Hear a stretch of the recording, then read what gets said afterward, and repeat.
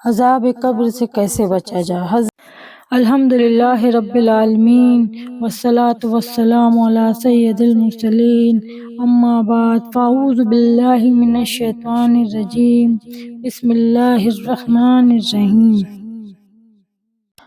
عذاب قبر سے کیسے بچا جائے؟ حضرت سیدنا ابو ہریرہ رضی اللہ تعالیٰ عنہ سے مروی ہے کہ نبی غیب داں رحمت عالمیہ صلی اللہ تعالیٰ علیہ وآلہ وسلم نے ارشاد فرمایا، اس ذات کی قسم جس کے قبضے قدرت میری جان ہے، جب مردے کو قبر میں رکھا جاتا ہے تو واپس آنے والوں کے جوتوں کی آواز سنتا ہے۔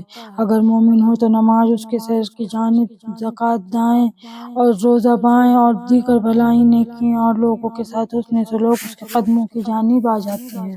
سر کی طرف سے عذاب آئے تو نماز کہتی، یہاں تیرے لیے کوئی راہ نہیں۔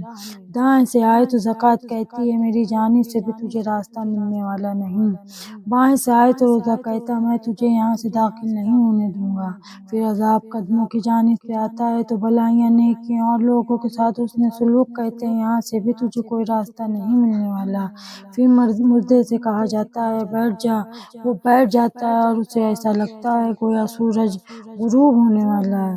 پھر کہا جاتا ہے، جو کچھ ہم پوچھیں اس کا ہمیں جواب دینا۔ وہ مردہ کہتا، مجھے نماز پڑھنے دو۔ کہا جاتا ہے، تھوڑی دیر میں پڑھ لینا، پہلے ہمارے سوالوں کا جواب دو۔ وہ کہتا ہے، پوچھو، کیا پوچھنا ہے؟ پوچھا جاتا ہے، تم اس وقت کے بارے میں کیا کہتے ہو جو تمہارے درمیان بھیجا گیا، یعنی حضور نبی کریم صلی اللہ تعالیٰ علیہ وآلہ وسلم۔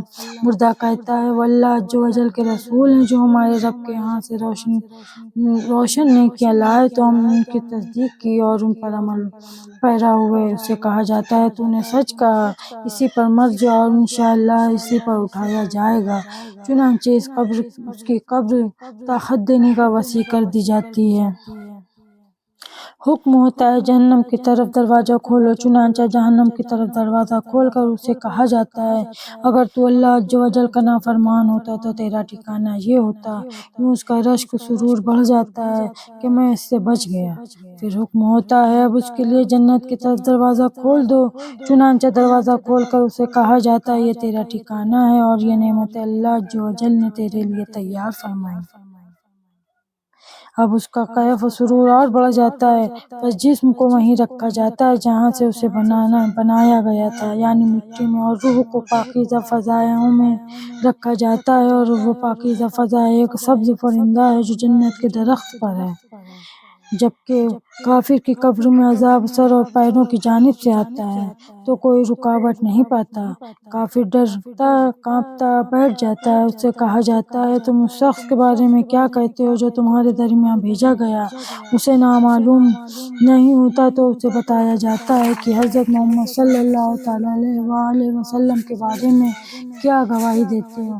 وہ کہتا ہے، میں لوگوں کو کچھ کہتے سنتا تھا، بس میں وہی کہتا تھا۔ اسے کہا جاتا ہے، تو نے سچ کہا، تو اسی پر مر اور انشاءاللہ اسی پر اٹھایا جائے گا۔ چنانچہ اس کی قبر پر اس قدر تنگ ہو جاتی ہے کہ اس کی پسلیاں ایک دوسرے میں پیوست ہو جاتی ہیں۔